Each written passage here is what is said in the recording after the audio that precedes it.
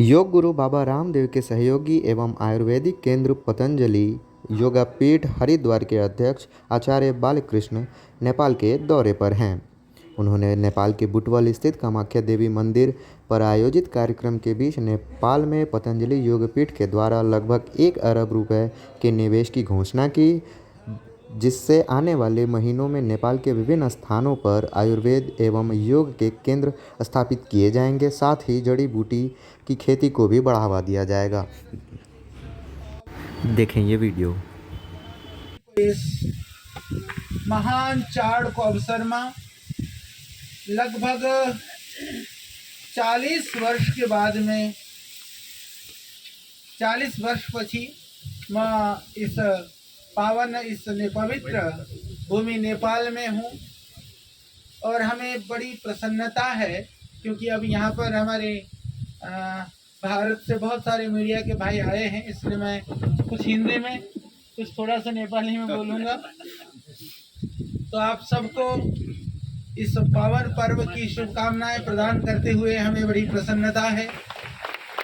और इस बार विशेष इसलिए भी रहा कि हमारे साथ में शताधिक पूज्य साध्वी गण, पूज्य सन्यासी गण हमारे साथ में हैं, क्योंकि यहाँ तो मिनी हरिद्वार क्या पूरा जो हरिद्वार ही साथ में आया है ऐसा लगता है, क्योंकि यहाँ पर इतने पूज्य संतों को शायद कभी इकट्ठे दर्शन आपने कभी किया हो। और यह पवित्र स्थान माँ कामाख्या का यह मंदिर मैं देख रहा था, ये कामाख्या मंदिर गुवाहाटी में आसाम में है, उसकी प्रतिकृति के रूप में यहाँ पर। और ये लुम्बिनी केबल वाले हमारे भाई बंधु और हमारे IME वाले सब लोग, तो ये सभी लोग एक भाव के साथ में, सबके हृदय में एक भाव है, एक उल्लास है, एक श्रद्धा है, एक विश्वास है। उस विश्वास के बलबूते पर आपने हमें यहाँ पर बुलाया, आपने जो प्रेम दिया, जो प्रेम किया, क्योंकि पिछले 4 दिन से हम यहाँ पर हैं। हमारे मीडिया के भाई भी हमें पूछ रहे थे, क्योंकि जब भारत में त्यौहार और पर्व होता है तो बाजार में भीड़ होती है, और यहाँ पर्व होता है तो मार्केट खाली होता है। भारत के और नेपाल के पर्व में यह फर्क है, लोग खरीदारी करने के लिए वहाँ बाजार में भीड़ होती है, यहाँ सब घर में जो है उत्सव मना रहे होते हैं। तो भीड़ के पार तो हम जिंदगी भर हैं, कभी अपनों के साथ रहें, ये एक बहुत अच्छा उदाहरण है कि अपनों के साथ रहने के लिए कि कोई कहीं पर भी हो, कहीं भी रहता हो, पर वो अपनों के पास पहुंच जाता है। इस बड़ा दशई के अवसर पर ये सनातन संस्कृति के लिए, वैदिक परंपरा के लिए। दूसरी बात, हम माँ दुर्गा से शक्ति प्राप्ति के लिए नवरात्र सबने किया। इस विषय में भी मैं थोड़ा सा निवेदन करना चाहता हूँ। भारत में तो हम सब नवरात्र की पूजा उपासना करते हैं, माँ दुर्गा की पूजा करते हैं, सब उपवास के लिए भूखे रह करके साधना करते हैं। यहाँ पर सारे जितने भी बकरे बेचारे, उनकी सामत जो है नवरात्रों में आ जाती है। तो थोड़ा शक्ति के लिए उपवास होने से अंतर की शक्ति बढ़ती है, और ज़्यादा ये सब तामसिक पदार्थों के सेवन से, रासायनिक पदार्थों के सेवन से शरीर की शक्ति तो बढ़ती है, पर बुद्धि बढ़े जरूरी है। इसीलिए पहले शरीर की शक्ति की ज़्यादा आवश्यकता थी, क्योंकि साधन कम थे, अब साधन बहुत हैं, तो साधन को बढ़ाने के लिए बुद्धि शक्ति की आवश्यकता है। तो इसीलिए नवरात्र के पावन पर्वों में अब उपवास के द्वारा भी यदि किया जाए, इधर हमारे बैठे हैं हमारे DIG साहब, मौला काली मंदिर में भी बहुत बलि प्रथा होती थी।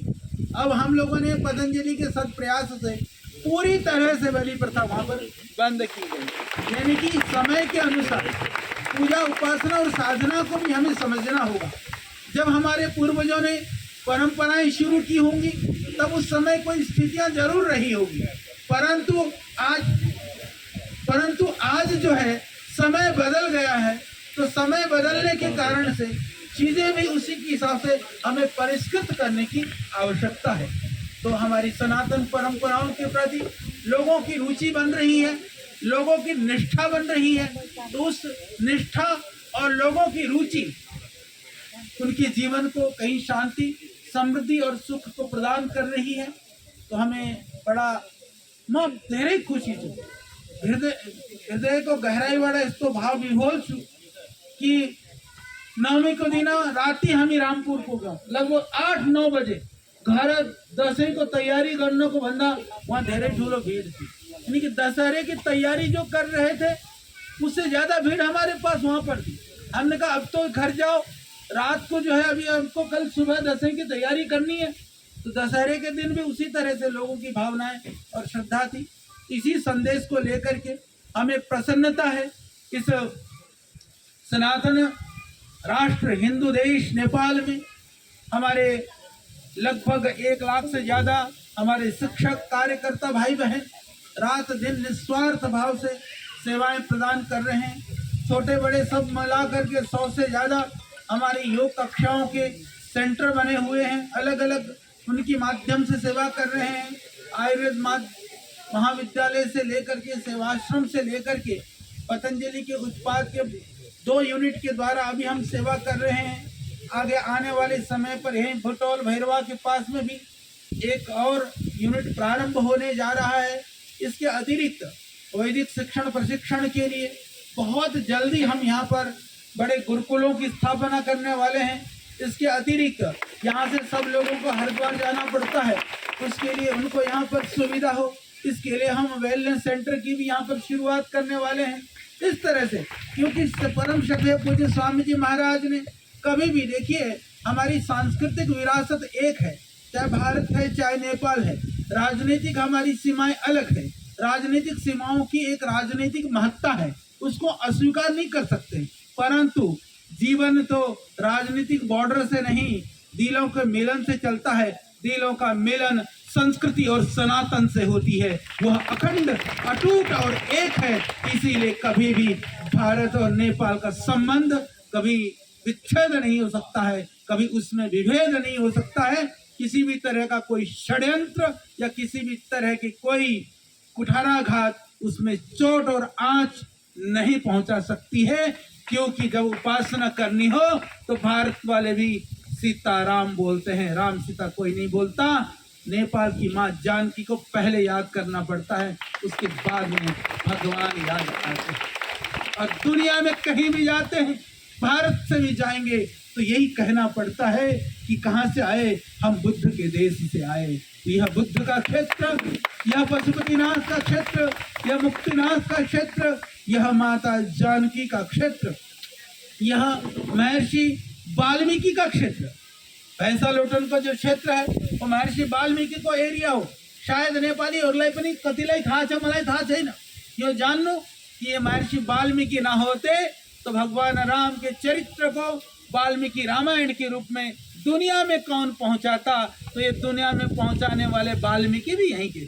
इसीलिए यह साझा संस्कृति है, ये समवेत जुड़ी हुई संस्कृति है, ये हमारी परंपरा है, ये अखंड और अक्षुण्ण है, तो सदा बना रहेगा। और सच में हमारे सन्यासी, हमारे साथियों ने जो आनंद लिया, इन्हें यहाँ पर छुट्टी के लिए एक तरह से आए थे अवकाश में। मुझे लगता है कि भारत में कहीं पर घूमने में जाते इतनी भावना से, इतने प्यार से जो नेपाल के भाई बहनों ने स्वागत किया है, जो सत्कार दिया है, सम्मान दिया है, वो अद्भुत है, वो अविस्मरणीय है। तो मलाई तो सबै एउटै छ, मेरो लागि यो हावा पानी भारत को हो नेपाल को हो सबै जो त्यसलाई म भिन्न गर्न सक्दिन। शक्ति र ऊर्जा मेरे लिए दोनों तरफ से है, तो 2 शक्तियां मेरे पास काम करती हैं। मैं उधर से भी शक्ति प्राप्त करता हूँ, इधर से भी करता हूँ। इसीलिए श्रद्धेय स्वामी जी के इस मिशन को आगे बढ़ाने का सामर्थ्य भगवान ने हमको दे करके भेजा है। मुझे ऐसा ही लगता है कि हिमालय की ठंडी हवाएं हों या उच्छल तरंग के साथ बहने वाली हमारे समुद्र की लहरें हों, वो सब जगह से हमें ऊर्जा मिलती है। इसीलिए हम इस सेवा के कार्य को आगे बढ़ा पा रहे हैं। तो पुनः इस मंदिर के पवित्र प्रांगण में माँ कामाख्या सबके जीवन में सब सुखद जीवन को सुखद बनाते हुए आपकी जीवन की प्रतिकूलताएं, कष्ट, विघ्न और दुख का हरण करते हुए जीवन में सब जितना भी शुभ है, मंगल है, कल्याण है, वह सब आपको प्राप्त कराएं। सुबह सुबह हमारे समिति के भाई बहनें यहाँ पर हैं, हमारे संस्थानों से जुड़े सभी वरिष्ठ जन यहाँ पर हैं और सब लोगों को हमारी बहुत शुभकामनाएं। यूं ही आप प्यार देते रहना, हम तो आपके लिए मरने जीने के लिए तैयार हैं। फिर आते रहेंगे, फिर करते रहेंगे। जब तक हम हैं, जब तक यह पतंजलि की फौज और टीम है, अपने सनातन को सनातन का साम तो होने नहीं देंगे, क्योंकि अब संस्कृति का वैभव काल है, उत्थान काल है, सनातन के उद्भव और अब सनातन के वैभव का समय है। आइए हम सब मिल करके जो नया इतिहास बन रहा है, अपने अपने हिस्से का सब अपना योगदान दें। कभी कहीं ऐसा ना हो जाए समय निकल जाए और हम सोचते रह जाएं और आगे आने वाली पीढ़ियां आपको ये कहे कि इतिहास तो बन रहा था, उस समय पर मेरे माता पिता, मेरे पारिवारिक जन जो है उनकी भूमिका वो उदासीनता की थी, अग्रणी नहीं थी। ऐसी कोई बात ना हो पाए, इसके लिए सब मिल करके, सब एक होकर के, वेद भगवान स्वयं कहते हैं समगच्छध्वम संवदध्वम संभो मनांसी जानताम। तो हम सब एक होकर के, नेक होकर के, दिल मन और भाव से हम सब आगे बढ़े। पुनः ये सब प्रातः काल 6 बजे के लिए कह दिया, 6 बजे ही आप सब तैयार होकर के नेपाल को एतरो ठुलो पर्व पछि पनि आज यहाँ पर सब आए। और आप सबको पुनः मैं हार्दिक अभिनंदन करते हुए सबका धन्यवाद करता हूँ, सबको प्रणाम करता हूँ। नमस्कार, धन्यवाद, ओम।